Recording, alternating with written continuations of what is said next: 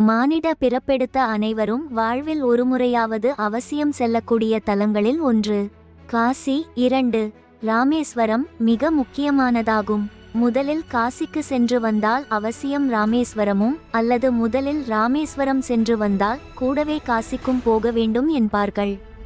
ராமேஸ்வரம் காசி சென்றால்தான் இந்துக்களின் புனித பயணம் முழுமை பெறும் என்பது மக்களிடையே உள்ள நம்பிக்கை. காசிக்கு வயதானவர்கள் செல்ல வேண்டும் என்றெல்லாம் இல்லை, குழந்தைகள் முதல் வயதானவர்கள் வரை அனைவரும் செல்லலாம்.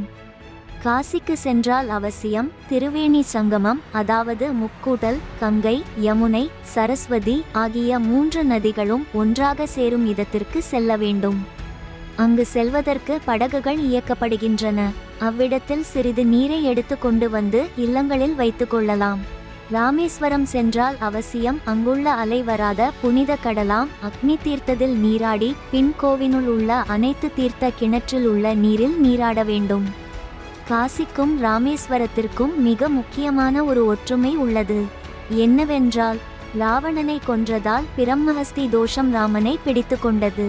இதிலிருந்து விடுபட ராமன் ராமேஸ்வரத்தில் சீதையால் மணலால் செய்யப்பட்ட லிங்கத்திற்கு ஓம் சிவாய நமக, ஓம் சிவலிங்காய நமக, ஓம் ஆத்மாய நமக, ஓம் ஆத்மலிங்காய நமக, ஓம் சர்வாய நமக, ஓம் சர்வலிங்காய நமக, ஓம் பவாய நமக, ஓம் பவலிங்காய நமக என்றெல்லாம் கூறி சிவபெருமானையே நினைத்து பூஜித்து அந்த தோஷங்களில் இருந்து விடுபட்டார்.